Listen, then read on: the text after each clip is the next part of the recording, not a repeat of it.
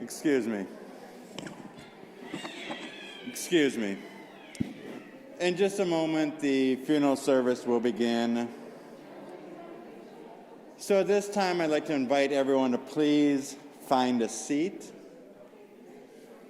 And if you have a cell phone on you, if you wouldn't mind turning that off or setting it to silent, it'd be appreciated if it's not heard during the service. Just going to make a brief announcement what will be happening after the service today. We will be going to Spring Hill. Everyone is invited to join us at the cemetery, and we do have directions, which we can give to you. And then immediately following the cemetery, the family will return here to Congregation Shalom, where they invited all of you to join them for a luncheon here. If you're not able to go to the cemetery but would like to meet the family back here, figure that they'll be back about an hour after the conclusion of the service. Thank you.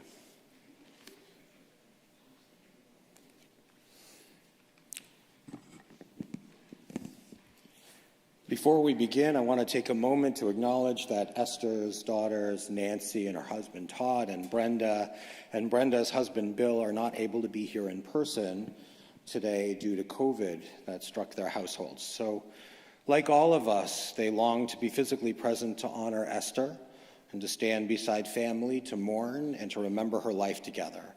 And Brenda and Bill and Nancy and Todd, please know that you are with us. We feel your love here in the room. Your presence, though from a distance, is still so deeply felt, and you are a part of this sacred gathering. And we send our love and prayers of healing and our deepest hope that you feel held by this community, even from afar. And so we're going to begin with an ancient custom known as Kriya, tearing and rending. And we're going to ask that those of you who are wearing a Kriya ribbon and those of you who are going to engage in Kriya, the tearing, that if you would rise now. And we also invite Nancy and Brenda to do that at home, to stand at this time. And we're going to place our hands upon the ribbons. And in a moment, we're going to tear.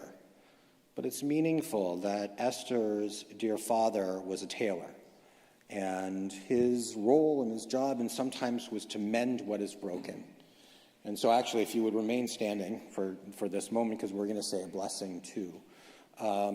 And what we know is that though it's terribly difficult and it feels as though Esther is being torn away, but when we live our lives according to the best values that she held dear, then a mending can take place as well. And so if you'd repeat after me, Baruch Atah Adonai Dayan Ha'emet. May Esther rest in peace.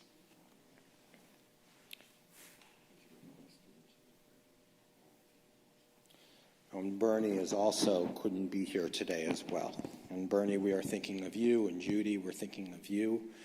And we know how close connected that you are, and we know that your hearts are always going to be linked with Esther's. In the words of Kohelet, in the words of Ecclesiastes, the season is set for everything, a time for every experience under heaven, a time for dancing and a time for wailing, a time for birthing and a time for dying, a time for speaking and a time for silence, a time for seeking and a time for losing. And the time for mourning is a complicated time filled with many emotions and memories, both bitter and sweet. And so we begin our service with the 121st Psalm, a psalm that bids us to look up to the mountains. For Esther was a source of uplift to her family and to her friends and her community, and her goodness will be a permanent marker in all of our lives, not unlike the lofty peaks of the highest heights. Esa einai el heharim, me'ayin yavo Ezri me'im Adonai, ose shamayim va'aretz. I lift up my eyes to the mountains. What is the source of my help? My help comes from Adonai, maker of heaven and earth. Al yitein lamot raglecha yanum shomrecha. And we're going to read responsively. God will not let your foot give way. Your guardian will not slumber. Hine lo yanum velo yishan shomer Yisrael. Adonai shomrecha, Adonai tzilcha al yad yaminecha. Behold, the guardian of Israel neither slumbers nor sleeps. The Eternal is your keeper. Adonai is your shade at your right hand. Yomam hashemesh lo yakeka v'reich balayla. Adonai yishmorcha mikora yishmor et nafshecha. Adonai yishmor tzed'echa v'echa me'ata ve'ad olam. The sun shall not harm you by day, nor the moon at night. God will guard you from all harm. God will protect your being, now and forever. Mourning is the price we pay for having the courage to love others. Even in grief, we know that the wonder of human life is too complex and too magnificent to be memorialized in endless pain. And the gifts of spirit our loved ones gave us cannot be measured or weighed, nor can they be lost or even tarnished by time. Even in our darkest hours, we know that some of Esther's light and her warmth will always be with us, bringing comfort and courage, and in the fullness of time, healing and peace. Death has summoned our beloved Esther Cohen, and for her love which united us in life and which death cannot sever, for her companionship which we shared along life's path and which still continues through the tenderness of memory, for the gifts of her heart and mind, which brought us joy and happiness and now have become a precious heritage of the Spirit.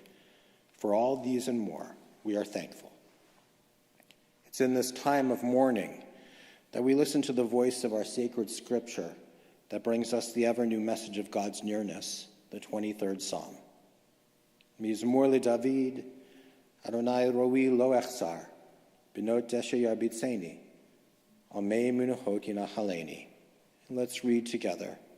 Eternal One, you are my shepherd, I shall not want.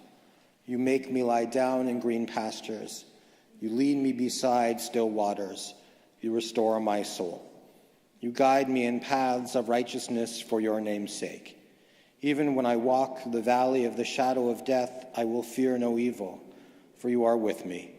With rod and staff you comfort me. Prepare a table before me in the presence of my enemies. You've anointed my head with oil. My cup is overflowing. Surely goodness and mercy shall follow me all the days of my life, and I shall dwell in your house forever. There's a beautiful story that comes from our tradition about an election of the sorts that took place with the rabbis and the trees.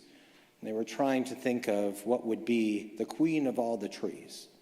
And first they approached a tremendously large oak tree. And being students of nature, the rabbis saw that whenever the wind would pass through its leaves, that the oak tree would make a huge noise. And they asked the oak tree, "Why do you make such noise when the wind passes through your leaves?" The oak tree responded, "That is the only way that I'll be known, is by the noise that I make." And the rabbis then turned to a humble apple tree. And they noticed that when the wind passed through the apple tree's leaves, that it made no sound, it was silent. And they asked the apple tree, "Why are you so silent when the wind blows through your leaves?" And the apple tree said, "It is my fruit that will testify to my goodness." And together we are here to bear witness and to stand beside the fruit of Esther's life and the goodness that she brought into being. And so we are going to hear from members of her family that are going to share the love that is in their heart for Esther. First, we're going to call upon Melissa, who has a poem to read to our community. And then, Melissa, I think that you also have words that you are going to share as well. If you'd like to come up and... Sorry? Absolutely. And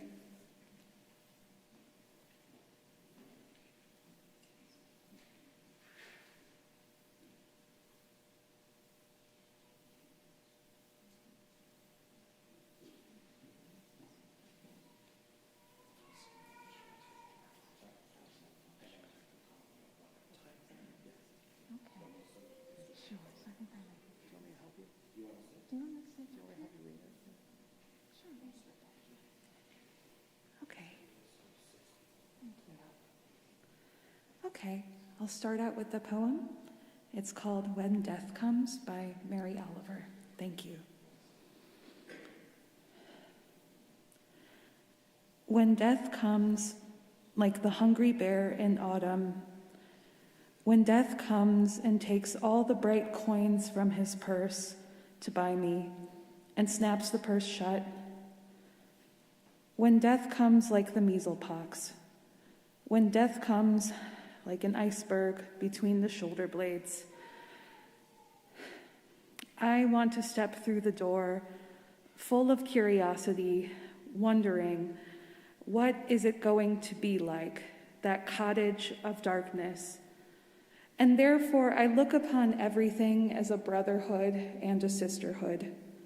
And I look upon time as no more than an idea, and I consider eternity as another possibility. And I think of each life as a flower, as common as a field daisy, and as singular, and each name a comfortable music in the mouth, tending, as all music does, toward silence, and each body a lion of courage and something precious to the earth.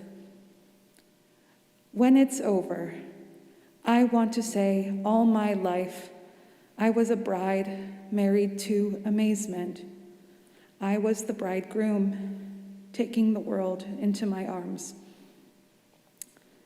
When it's over, I don't want to wonder if I have made of my life something particular and real. I don't want to find myself sighing and frightened or full of argument.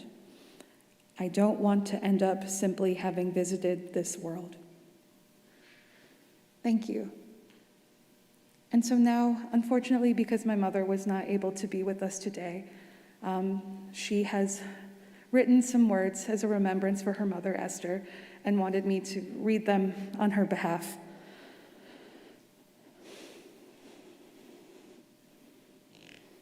So it might be a little strange hearing them come from my mouth, but just imagine that it's her talking instead of me.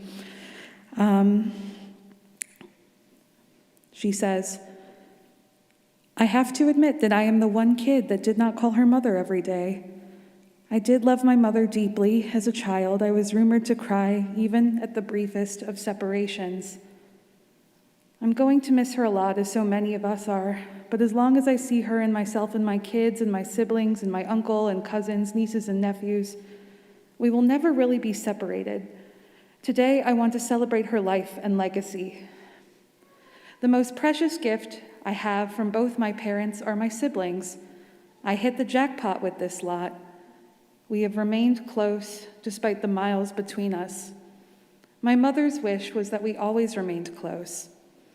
I know that she treasured her children and loved that we were always happy to be in each other's company. I'm not sure what my parents did to make it happen. Maybe it happened when they left us alone together while they bowled in their leagues, took trips to Nippersink while the six of us shared one hotel room, or our family trip to Israel, which created these strong bonds. Maybe it was just that we had fun as a family. And being together was enough. Growing up, I loved being known as a Cohen kid, and I still do. Being a Cohen kid defined me and gave me the knowledge that I never really was alone. My mother also gives me the strength to not only survive hardships and difficult situations, but to thrive and find joy in life despite them. She was very determined, and nobody could say that she was a pushover. My mom came to this country at 9 years old and didn't speak English. However, less than 7 years later, as a young teenager, my mom managed to be very social in high school and dated and went to parties. Although her family did not have much in the way of material comforts, she would say that she really didn't think of herself as poor until much later, when she saw pictures and saw how her house was sparsely decorated. My mom had 4 kids by the age of 26. She never claimed that it was a hardship per se, but I'm going to make the call that, yes, that would be a hardship for any young woman. Yet she thrived, and we thrived. She was a great mother. We all felt 100% supported by her. Whether she was making our Halloween costumes, putting dinner on the table at 5:30 sharp each weekday, picking up a sick kid at school, driving carpool for extracurriculars, baking, taking us to a grandmother's house, we felt loved, safe, and supported. My dad, bless him, worked and didn't help out around the house. My mom never worked outside the home once she had kids. Motherhood was her life's work. Even when we were in high school and college and beyond, she didn't stop, though I'd like to think it got easier. I feel that she enjoyed the challenges of motherhood and definitely found joy. My mom also taught me to reach out to the humanity in others. She was definitely an extrovert, and as a kid, when we went shopping at the grocery store, Boston store, or the Gap, the people that worked in those stores, they knew her. They were glad to see her, and they would chat for a while. Not only would they know my mom, they often knew my grandma Baum as well. This had a very large impact on me. I was puzzled. Why did my mom make the effort to talk to all of these strangers? But this happened all throughout my childhood. Fast forward, maybe 50 years or so, and my mom was still doing this, but now in hospitals or nursing facilities. But now I get it. My mom loves to find these connections with people and does not care what people do for a living, but really she's making the choice to prioritize genuine human connections. My mom also loved to do volunteer work. She especially liked teaching young people, and she was great at it. She spoke with pride about her students and took them her world-famous banana bread. Banana bread was her love language. She was so fortunate that the karma she put out in the world to connect, it came back to her in the form of my Uncle Bernie and Aunt Judy, who stood by her side through thick and thin, her extraordinary neighbors, Michael and Rosemary, her caregiver and friend Ina, her friend Leatrice, and Rabbi Noah, all who she was lucky enough to call her friends. My mom was wise. She was super intelligent. She was super organized. She was intelligent, and she was warm. She was charitable and social and empathetic, and I will honor her memory by striving to emulate her. Thank you.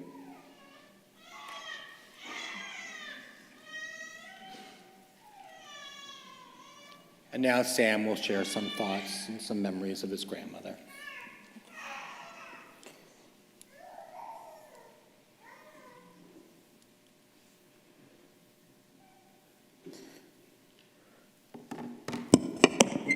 Hi. So, Sam, of grandson of Esther Cohen.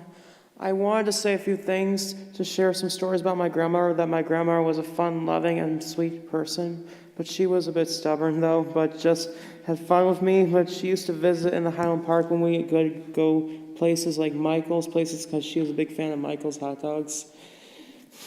And together as a family, we would have a little some fun. So she would always feed me ice cream when I was younger back in the days.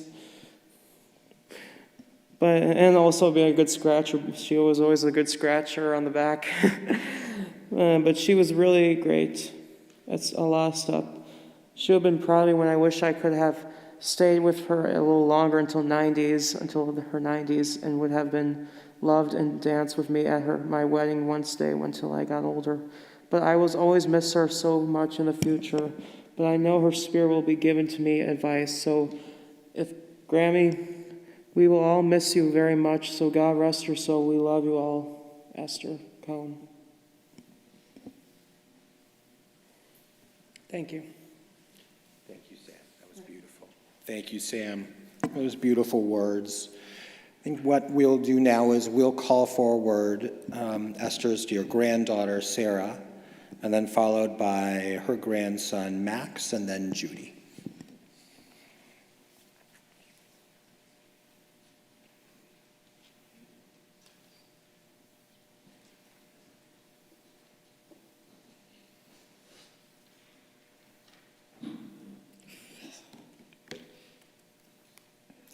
Thank you all for being here today. I'm not very good at speeches, so I decided to write a letter to my Grammy. If I could have tissues. Thank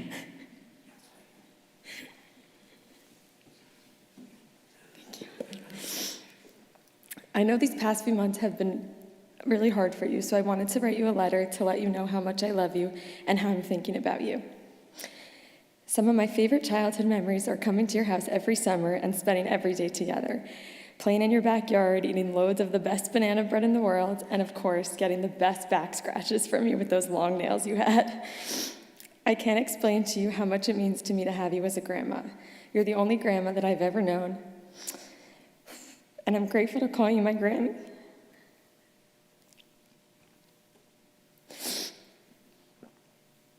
Given everything you've been through in your life,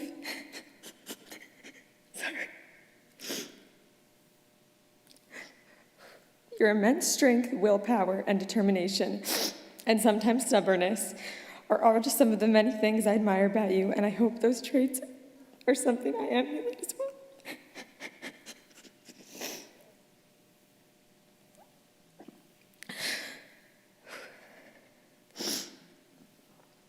It hurts so much to know that you won't be with me on my upcoming wedding day, but I know you'll be right by my side every step of the way for the rest of my life. I can't wait to celebrate with you, and I'm comforted.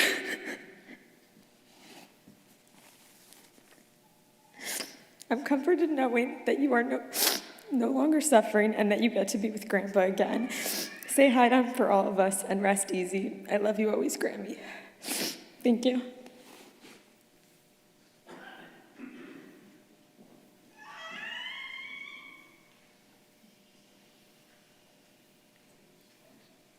Thank you, Sarah, for those beautiful words. And now we call upon Max to step forward and speak loving words of his grandmother.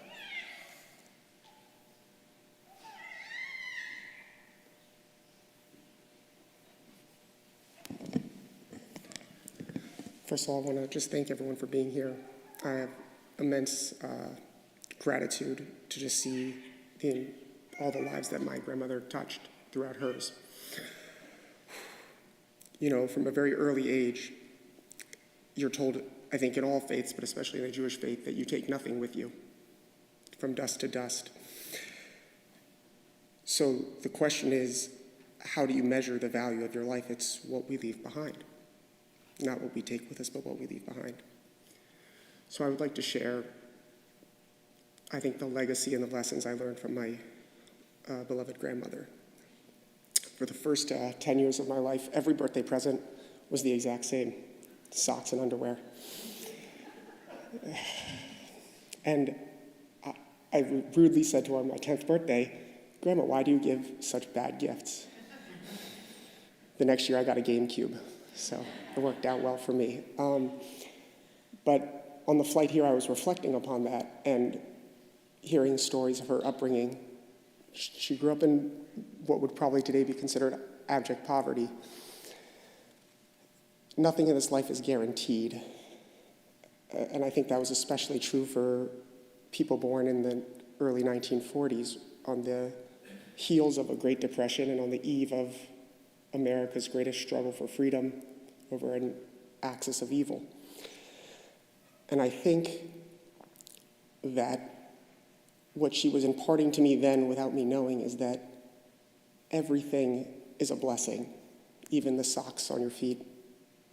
And I'm just incredibly grateful for that. And I've taken that lesson with me everywhere I go, that nothing is guaranteed and everything that we have is an incredible blessing, truly. I'll share one more story. Sitting at her table where she made not only her famous banana bread, but these delicious grilled cheese that were more butter than bread. And I asked for a second. They were delicious, how could I not? And she said, "If I make you a second, you must finish it." And I struggled to finish it, and she wouldn't let me leave the table until I did.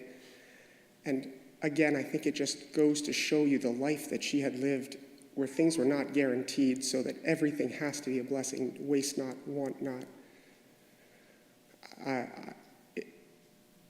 It's something I think that today, living the incredible lives that we do, it's hard for us to fathom not knowing necessarily where our next meal would come from, not knowing if the garments we had on would last us till the next season.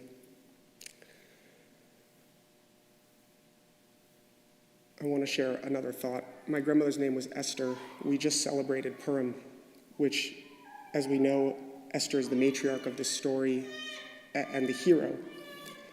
And again, the story takes place in a very entropic world. Nothing is guaranteed. There's a decree for death to all Jews, and then it's reversed in a seemingly random and chaotic order. And yet, one woman stands up and changes the fate for all people. And I think my grandmother did that in her own way. I look out, and I was just talking to the rabbi before, 19 kids and grandkids and counting, thank God. And I think what an incredible legacy to leave behind. One person, one matriarch, responsible for so much beauty, so much life, and so much love.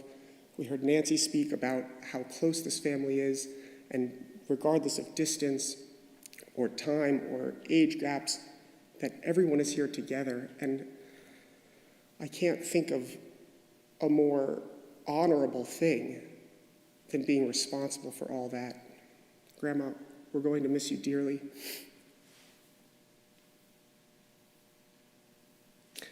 But know that your legacy and the lessons that you taught us will live on for generations to come. Thank you all. Thank you, Max. Now Judy is going to step forward and share loving words about her mother.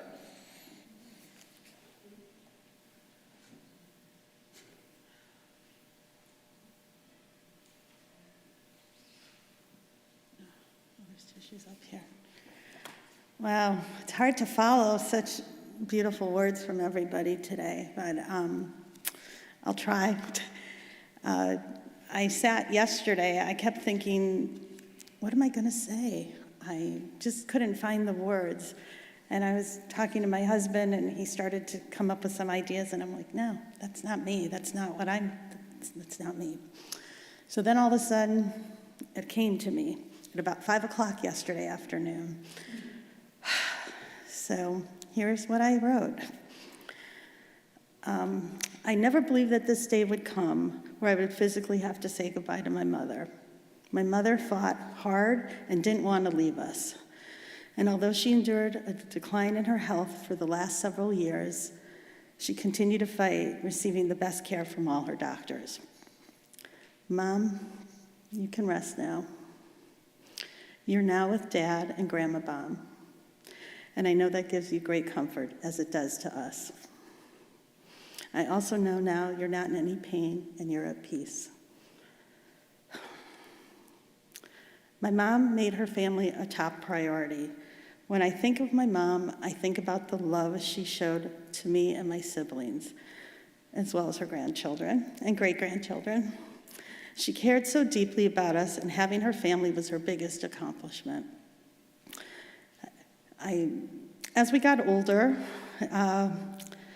we looked forward to getting together every summer, and we started planning these family reunions, first in Door County and then on to Lake Geneva. It was the best few days where we got all together with all the cousins. My mom would plan for weeks, preparing like all the meals and like what we were going to eat. It just warmed my heart. It just warmed our hearts to all be together. And this is something that I'm always going to cherish. Life wasn't always easy for my mom. I'm going to talk a little bit about her later years because Nancy talked about the early years. She became a widow at the age of 53 after having been married at the age of 18. So she had to learn to rebuild her life, and she did it ever so gracefully. My mom, I really admired her for doing this too. This was not easy. And thank God she had an extrovert personality, which I think I got from her. She got herself involved at the synagogue, Temple Shalom, and enjoyed learning with the rabbi and attending Bible classes. She also started to play mahjong again after so many years of having given it up, and even learned how to play bridge. In fact, she was quite a competitive player, and she would share with us every time she played mahjong or bridge how well she played that week and what money she collected. My mom also started to go to the theater again on a regular basis and saw all the current movies, as well as going out to lunch and dinner with her friends. She audited classes at EWM, and she traveled, and she got to meet this whole new group of friends, which was really, really nice. She had quite the busy social life. Something also that you might not know about my mom is she loved to shop. She made sure that my sisters and I all got jobs at Boston Store, as she loved receiving that discount for herself and my grandmother. She also took it upon herself to shop for us when she found that we didn't have the time to do so. I was the last to leave working at Boston Store, and after I left, I wasn't sure what she was going to do, short of getting a job there. When I had my first child, my mom came out to stay with me for 2 weeks to help take care of Ari. That although I wish she could have told me that babies didn't sleep through the night, I had to learn that for myself. And I remember crying when she left. I was like, now what do I do? Each time I had a child, she came out to help too. When I had Max and Sarah and Eitan, she was just always there, and that's something I didn't take for granted. Today, as we say goodbye to my mother, I know that life is permanent and that death is temporary. And in order for my mother's neshama to ascend to the highest gates of heaven, it's now mine and my siblings and her grandchildren's responsibility to continue to do mitzvahs in her memory. And at the time when Mashiach comes, I know then we will all be reunited. So, Mom, in closing, I would like to ask for mechila, for forgiveness. If I've offended you in any way, I ask that you forgive me and hope you will watch over us as we all continue to make you proud. Just know, Mom, you're never going to be forgotten. Thank you.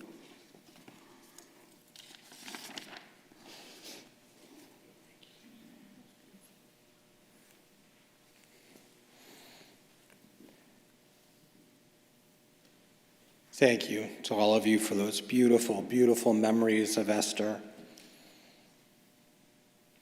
It's meaningful that Esther passed away on the 18th of Adar, a date that this year corresponded with March 18th. In Jewish tradition, the number 18 holds deep significance. It stands for the word chai, meaning life. And that Esther left this world on a day marked by a double chai, double life, is a quiet, poetic affirmation of the life she lived and the life she gave to others. It's as if the day itself whispered, chai, chai, life, life, as her soul departed. It affirms the lasting impact of her life and legacy. And through her love and her strength and her presence in the hearts of those she touched, Esther brought life into the world in every sense of the word. It's for this reason and so many more that all of us have gathered together, to remember, to bid shalom to a loving wife and a caring mother, a beloved grandmother and great-grandmother, a sister and a special friend to so many of us. We will all miss Esther. She touched the hearts of so many. We've also come together today to bring comfort to those who feel this loss so deeply, so profoundly, Esther's family. We especially extend our condolences to Esther's dear children and those she loved as children, to Brenda and Bill and Judy and Marty, Nancy and Todd and David and Alana. No matter how old we are, losing a parent, it's terrible. And I know that the loss of your mother is particularly difficult. And each of you knows how profoundly she shaped your lives, the way she raised you and cared for you and taught you and guided you, the way she loved each of you with such intention and tenderness. She would do anything for you, always looking for ways to make your lives easier, always interested in your friendships, and your friends loved being around her. She was easy to talk to, warm and welcoming. She was a steady presence in your everyday lives, and when you were children, she was there waiting when you would come home from school. You shared lunch with her nearly every day. You felt lucky to have that time. What was hers was yours. She opened her home, I heard her closets too, her heart with a generous and open hand. Esther taught you lasting lessons, how to be kind to others, no matter who they were. She didn't judge. She welcomed friends and neighbors with compassion. She met people where they were, and she was always your cheerleader, celebrating your victories, encouraging your growth, and taking tremendous pride in who you were and who you are becoming. You remember her at the sidelines of Little League games, cheering you on when you were 10 years old. You remember how she supported your education, and you remember how present she remained as you grew into adulthood and built families of your own. And you carry her self-confidence with you because she helped you believe in yourselves.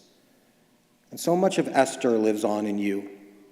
You have her organizational skills, her extroverted friendliness. You have her openness to new experiences and her willingness to put herself out there and learn something new.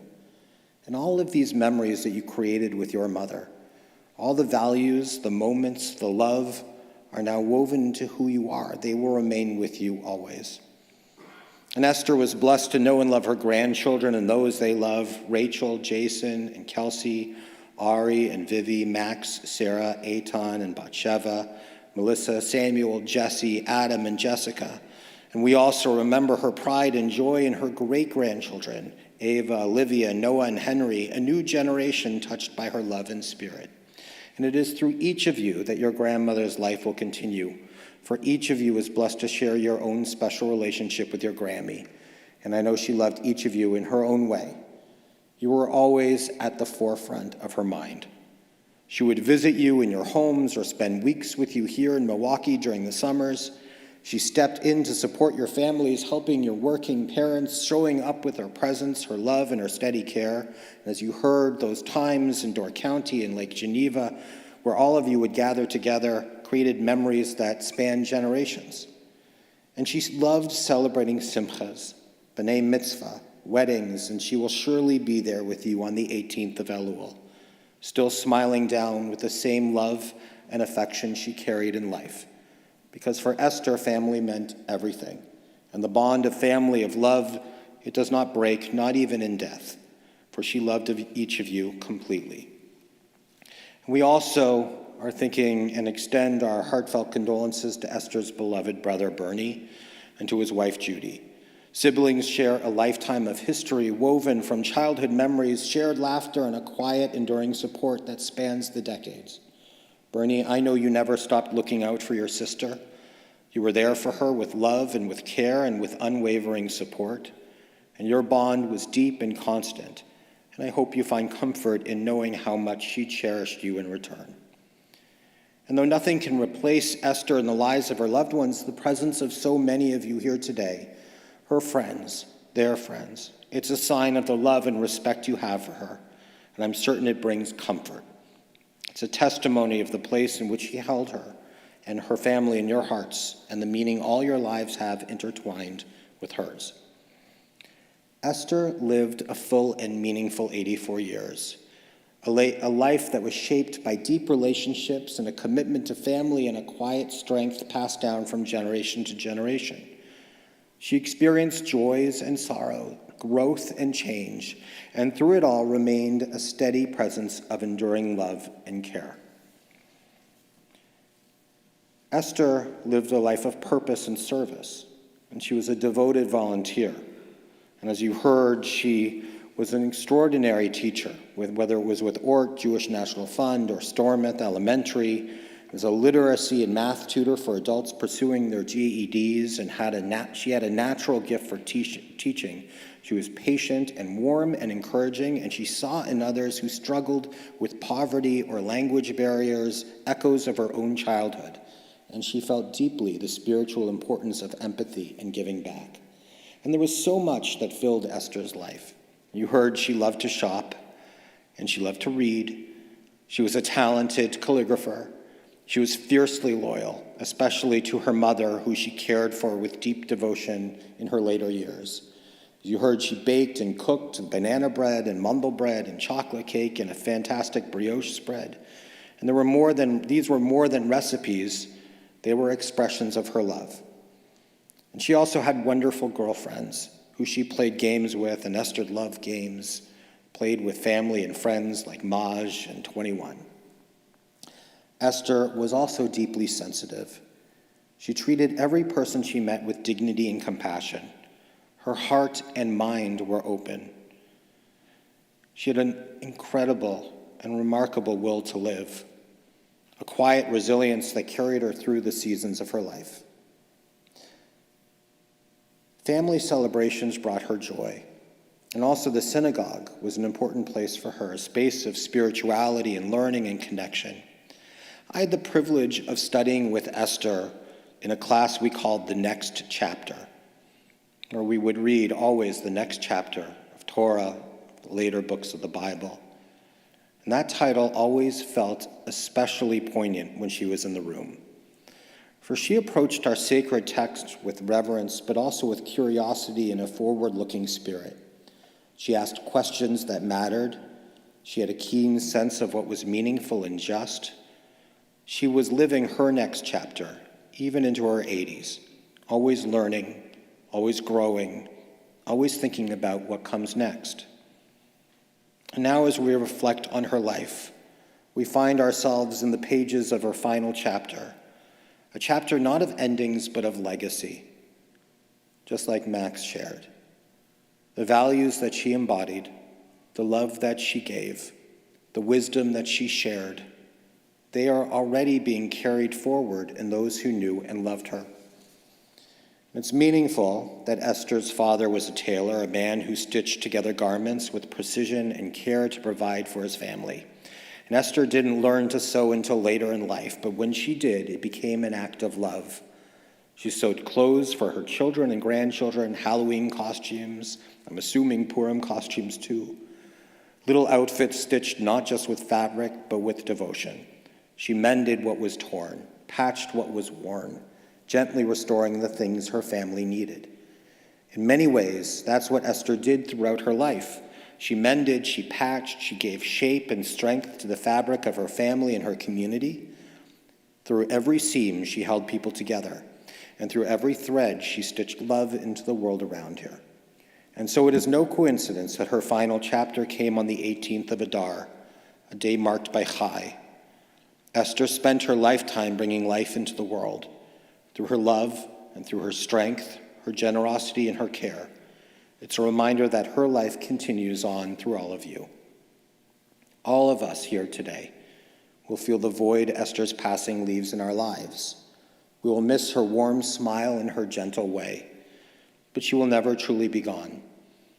Esther will live on in the unique memories that we hold, in the values that she's passed down, and in the stories of her life that you will continue to share. In that way, she has truly gained immortality. Yehi zichronah livracha. May the name and memory of Esther Cohen therefore abide among us as an eternal blessing, and may the source of peace send peace and comfort to all who mourn among us. And let us say, Amen. Adonai natan v'Adonai lekach yehi shem Adonai mivarach. God has given, God has taken away. Blessed be the name of God.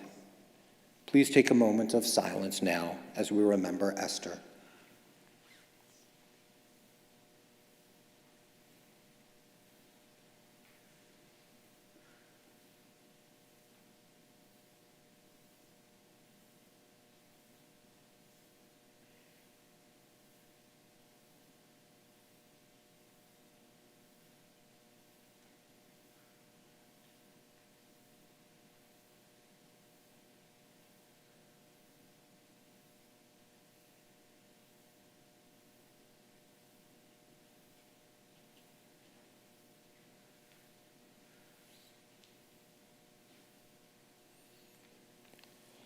May the memory of Esther Cohen endure among us as a blessing. In your own time, O God, when we too are called to enter eternity, may we leave this life secure in the faith that in your light we shall see light. In life and in death we cannot go where you are not, and where you are, hope endures. Sustained by this assurance, we invoke your name, Almighty God. Please rise now, if you're able, as we turn to the sacred words of El Malei Rachamim.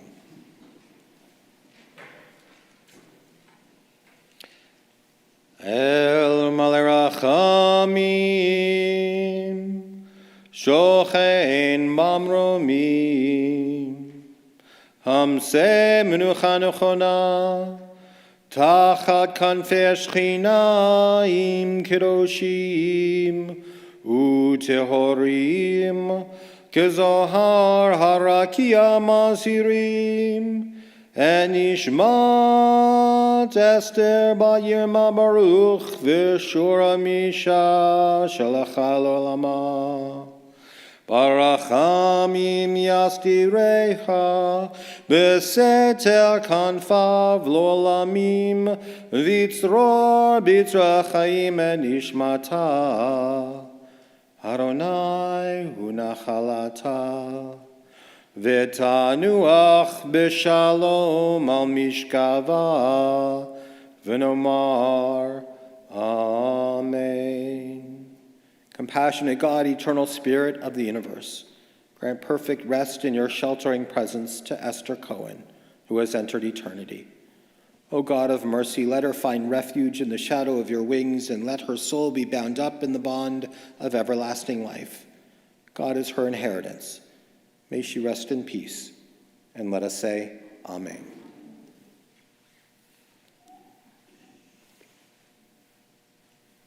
Once again, we do have directions to Spring Hill Cemetery, and everyone is invited to join the family there. And there will be a luncheon immediately following the service at Spring Hill Cemetery. If you're not able to attend the cemetery portion but would like to meet the family back here, plan on them being back here in about 1 hour. So this time, I could please ask the pallbearers to come forward and ask that you remain standing as the casket is taken from the sanctuary. We'll proceed to Spring Hill Cemetery.